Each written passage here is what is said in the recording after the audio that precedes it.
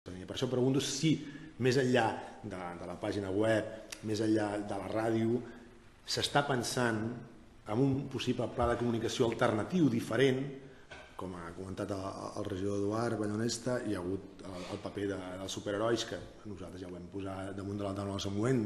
Quan hi havia la regidora Laura Costa, tampoc no teníem massa clar quina era l'efectivitat d'aquesta mesura, i encara tampoc la tenim, sabem quina és l'efectivitat. Però en tot cas voldríem saber si realment es vol canviar la planificació en termes comunicatius, perquè justament és importantíssim, perquè pel que comentaves tu, Francesc, que hi ha una lògica d'incivisme molt gran, i per tant hem de ser capaços d'ensenyar a la ciutadania que hi ha alternatives.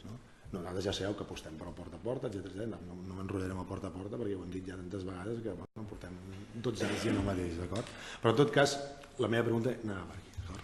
Per això pregunto si, més enllà de la pàgina web, més enllà de la ràdio, s'està pensant en un possible pla de comunicació alternatiu, diferent, com ha comentat el regidor Eduard Ballonesta. Hi ha hagut el paper dels superherois, que nosaltres ja ho vam posar damunt de la taula en el seu moment.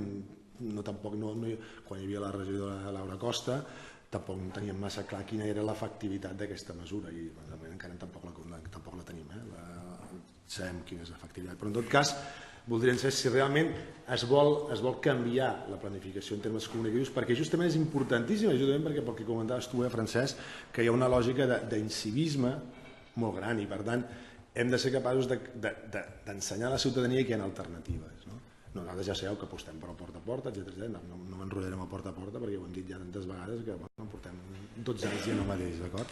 Però en tot cas, la meva pregunta anava per aquí.